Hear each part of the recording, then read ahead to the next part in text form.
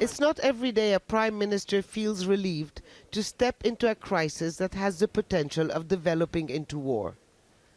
But that may well be the way Boris Johnson feels arriving here in Kyiv, away from the Partygate scandal, hoping to deflect attention at home. Here, the Prime Minister is facing what he called a grim reality. But he's a welcome friend, coming with new funding, some $118 million to fight corruption. Alongside other countries, we are also preparing a package of sanctions and other measures to be enacted the moment the first Russian tow cap crosses further into Ukrainian territory. The UK has so far trained more than 22,000 Ukrainian soldiers and donated more than $2.5 million in defense aid.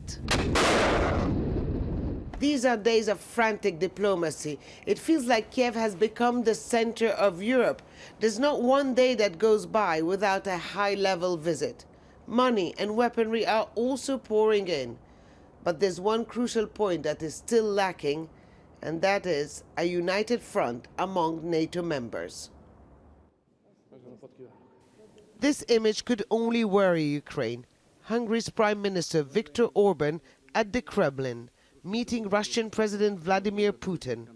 The visit was about signing an energy deal, but the Ukraine crisis took center stage there too. Orban has ruled out any NATO deployment to his country. Around the same time, in Kyiv, President Zelenskyy was meeting with the Polish Prime Minister. Gas was also on the agenda here, finding ways for Ukraine to rely less on Russia when it comes to energy supplies.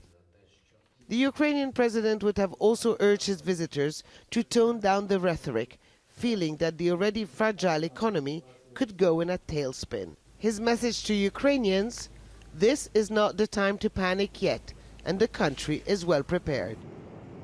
The government has issued a map with more than 5,000 shelters around Kyiv, the main ones being the Soviet-built subway stations.